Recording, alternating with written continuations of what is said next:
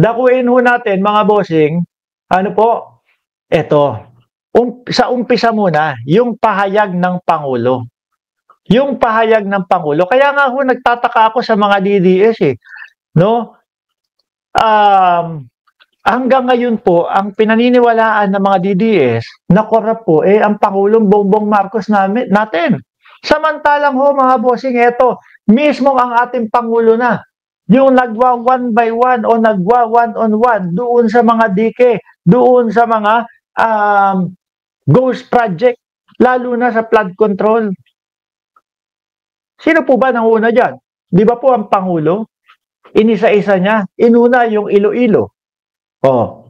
Nakita nga yung nakatenga na flood control doon. Sumunod, Marikina, pinuntahan. Okay, yung Marikina.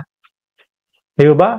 Sumunod yung mga ibang lugar. At doon na nga po nakita yung mga sandamakmak na mga flood control na nakatenga. At eto, may banta ang Pangulo sa inyo. Marcos pledge, I won't leave this office until flood control woes are fixed. Kaya kain daw tayo. Sabi ni Ma'am Marian, kain tayo. Sige, kakakain ko lang nagluto ako ng sopas, no? Kaya kung iniisip nyo, naku, nakalipas na naman yun sa akin. Naku, hindi na makikita yan.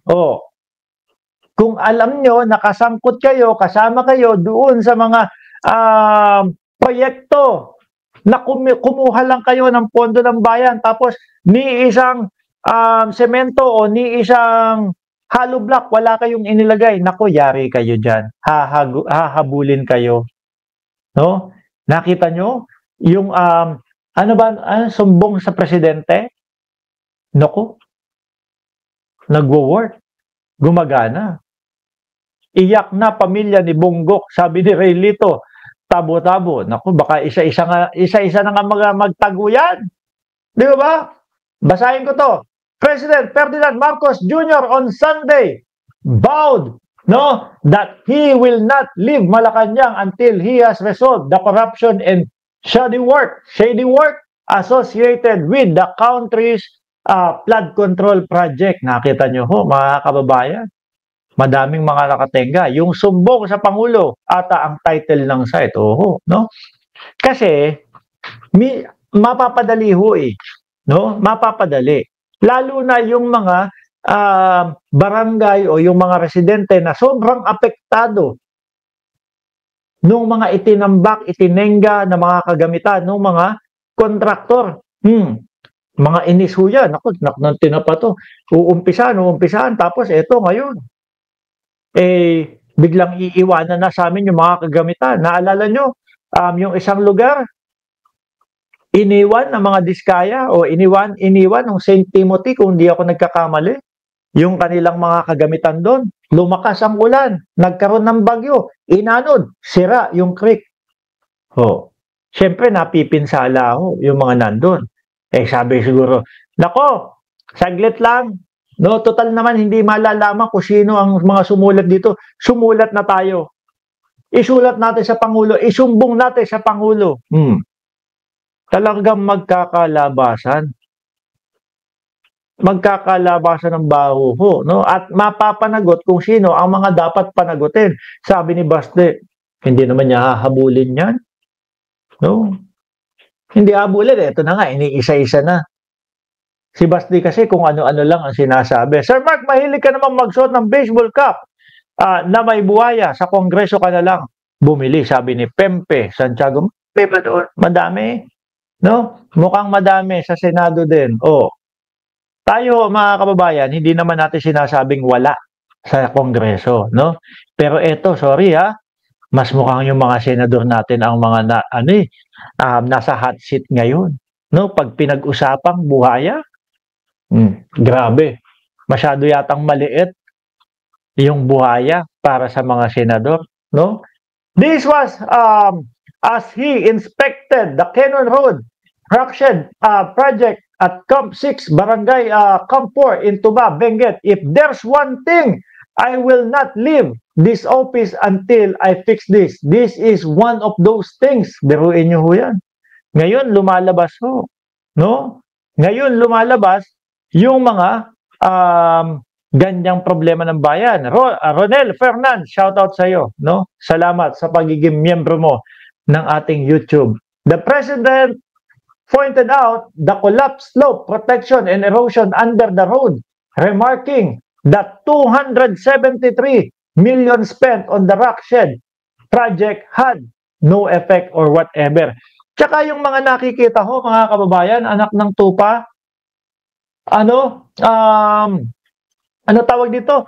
Yung mga paslope hong ganon, yung mga paslope na ganon ho, mga bossing, grabe, walang bakal. Hindi nila nilalagyan ng bakal.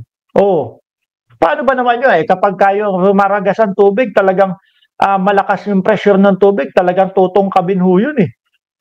Di ba? Kaya, mga boss G pa mo, sir, eto na. Sir Mark, mura ang baseball cap sa Kongreso. Daming buhaya doon. Kamag-alala, dami din buhaya. Sa Senado, iniisa-isa na silang lahat. Kaya mga nagpapaliwanag na din. Oh, sabi dito, mga bossing, arestado ha. O eto, DPWH engineer arrested after alleged bribe try on Batangas Solon. Ayan. Since naisingit nyo na din, ano po, yung si Lebiste, ayan. No? A district engineer has been arrested for allegedly trying to bribe a congressman in Batangas with over 3 million to dissuade the lawmaker from launching a probe into anomalous. Boss, huwag mo na kami imbestigahan. Ano? Eto na, police naman. Kaso, yung batang congressman ho, naibalita ho yan ni Senator Ping Lacson, mga bossing ha. Yung batang congressman, hindi nagpatinag. Anin ko yan, 3 milyon na yan. Diba?